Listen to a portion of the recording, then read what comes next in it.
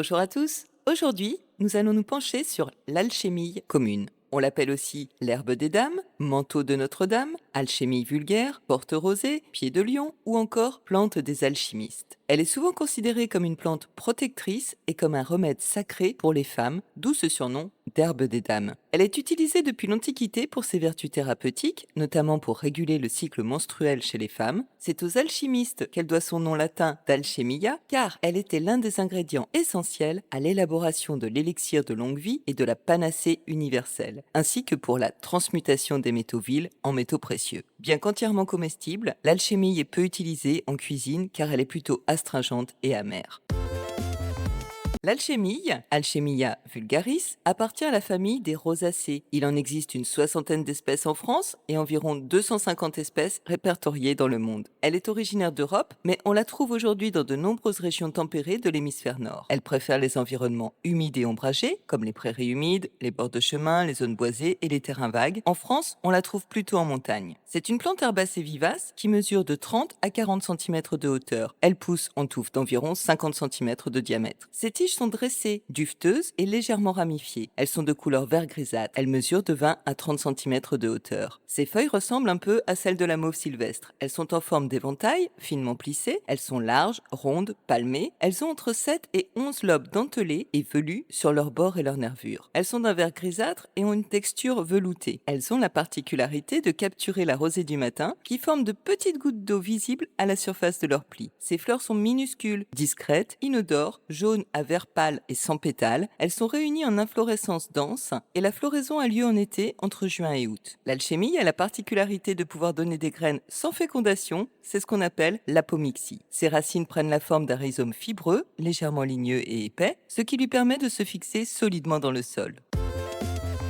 Dans l'Antiquité, l'alchimie était considérée comme la plante des femmes par excellence. Elle était utilisée pour ses vertus rajeunissantes et pour raffermir les poitrines après une grossesse et un accouchement. Elle permettait aussi de stopper les hémorragies postpartum. Au Moyen Âge, elle était utilisée par les alchimistes comme ingrédient de choix pour élaborer l'élixir de longue vie. En effet, l'alchimie, bien connue pour la manière dont elle retient la rosée sur ses feuilles, a aussi la faculté de sécréter pendant la nuit une grosse perle d'eau qui reste au cœur de sa feuille, processus que l'on appelle la guttation. Ce phénomène a fasciné les anciens alchimistes qui pensaient alors que cette eau céleste, si on la collectait, possédait des propriétés magiques capables de guérir et de purifier et même de transformer les métaux en or. À la Renaissance, Paracels, médecin et alchimiste, a trouvé que la feuille de l'alchimie ressemblait au col de l'utérus des femmes et lui a donc prêté la vertu de rendre aux femmes leur virginité, d'où le surnom de manteau des dames. Au début du XXe siècle, Johann Künzle, un herboriste suisse, a commencé à utiliser l'alchimie pour apaiser les douleurs prémenstruelles et pour préparer le corps à l'accouchement lors du 9e mois de grossesse. De nos jours, l'alchimie a pris une place importante en phytothérapie pour ses bienfaits sur la santé reproductive des femmes et pour soulager les symptômes menstruels et ceux de la ménopause. L'alchimie est inscrite à la pharmacopée française, pour ses parties aériennes, sur la liste A des plantes médicinales. L'alchimie a des propriétés astringente, elle permet de resserrer les tissus et d'arrêter les saignements. Elle est utilisée pour traiter les diarrhées, les hémorragies légères, les saignements de nez et les troubles digestifs. L'alchimie a des propriétés régulatrices hormonales. Elle aide à réguler le cycle menstruel en équilibrant la progestérone. En infusion ou en bain de siège, elle est bénéfique pour traiter les douleurs menstruelles, l'endométriose, les troubles de la fertilité et pour soulager les symptômes de la ménopause. L'alchimie a des propriétés cicatrisantes. Elle est utilisée pour accélérer la cicatrisation des plaies, des brûlures et des lésions cutanées. Les feuilles fraîches écrasées peuvent être appliquées sur les plaies, les abcès ou les ulcères. L'alchimie a des propriétés anti-inflammatoires. Elle peut apaiser les inflammations internes. Elle est employée en gargarisme dans le traitement des angines, des maux de gorge et des aphtes. Elle peut aussi être utile en infusion pour soulager certains troubles digestifs comme la diarrhée, les brûlures d'estomac ou les douleurs abdominales. L'alchimie a des propriétés antioxydantes. Appliquée sous forme de lotion, elle tonifie la peau et contribue à améliorer son élasticité. Elle atténue les rides et resserre les pores dilatés. Enfin, l'alchimie a des propriétés diurétiques. Elle facilite l'élimination des toxines et de l'excès de liquide dans l'organisme.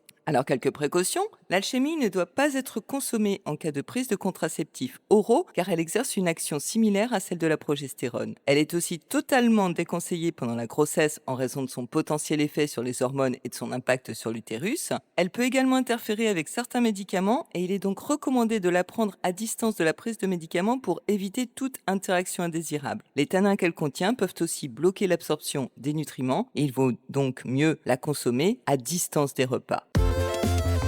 L'alchimie n'est généralement pas utilisée en cuisine, mais elle est cependant totalement comestible.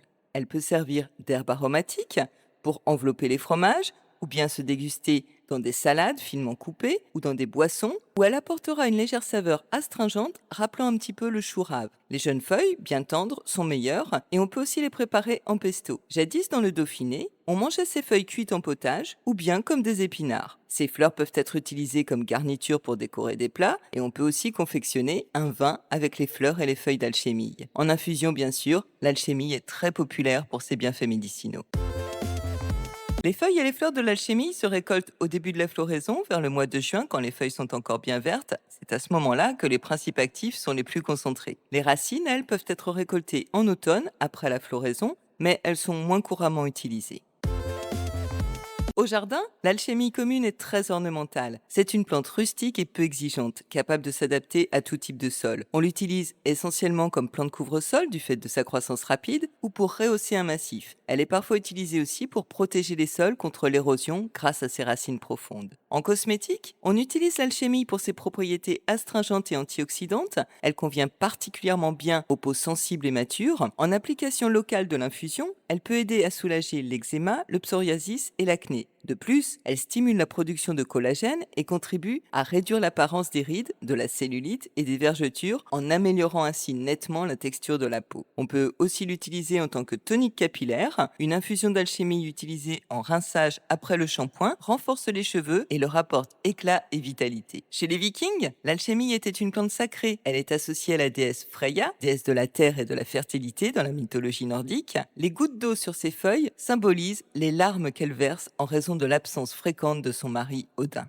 En florithérapie, l'élixir d'alchimie reconnecte avec l'amour sacré et sublime la capacité d'aimer et de s'aimer car elle agit sur le chakra du cœur. Elle protège contre les influences extérieures et montre le chemin intérieur en nous apprenant à écouter notre authenticité et à exprimer notre être profond. L'alchimie symbolise le mystère de la vie et nous aide à ressentir le lien à la terre et à notre essence. En spiritualité, l'alchimie est profondément liée au féminin sacré. Elle évoque la maternité, la fertilité et la capacité nourricière de la terre-mère. Elle aide à équilibrer les énergies féminines et masculines en soi et à favoriser un sentiment d'harmonie et d'unité. On peut confectionner un talisman d'alchimie en plaçant quelques feuilles séchées dans un sachet en tissu que l'on portera sur soi ou que l'on peut placer sous son oreiller pour favoriser les rêves intuitifs. Dans le langage des fleurs, l'alchimie symbolise la protection et la force féminine. C'est une plante de soutien et de réconfort qui évoque la douceur et l'apaisement. On l'utilise donc souvent dans les bouquets de mariage. Ces petites fleurs vert jaunâtres en forme de corymbe au-dessus des feuilles donnent un aspect vaporeux très décoratif et équilibrent les compositions florales. Bref, l'alchimie est une plante aux propriétés médicinales efficaces et éprouvées au cours de l'histoire, notamment pour la santé féminine. Sa capacité à retenir la rosée et à sécréter l'eau céleste, cette grosse goutte que l'on retrouve au milieu de ses feuilles le matin, a fait d'elle la plante fétiche des alchimistes et a donné lieu à de nombreuses légendes et croyances. L'alchimie ne fait pas partie des plantes de base de la cuisine sauvage, car son astringence et son amertume sont plutôt dissuasifs, mais en infusion et en décoction, elle devient un vrai trésor de bienfaits. L'alchimie et ses perles de rosée est une pure beauté à observer, au petit matin, dans les prairies humides de juin, ou bien au jardin si vous l'y avez installé. Alors n'hésitez pas à partir à sa découverte. Si vous avez apprécié et aimé cette vidéo, pensez à liker et à partager le lien pour faire connaître cette chaîne et bien sûr à vous abonner. Vous pouvez retrouver les recettes et cette fiche plante sur le site de lapetitemusiquedansla-forêt.com dont le lien figure en barre de description. Tous les commentaires sont les bienvenus, qu'il s'agisse d'apporter des précisions, de formuler des appréciations ou de poser des questions. Et moi je vous dis à mardi prochain.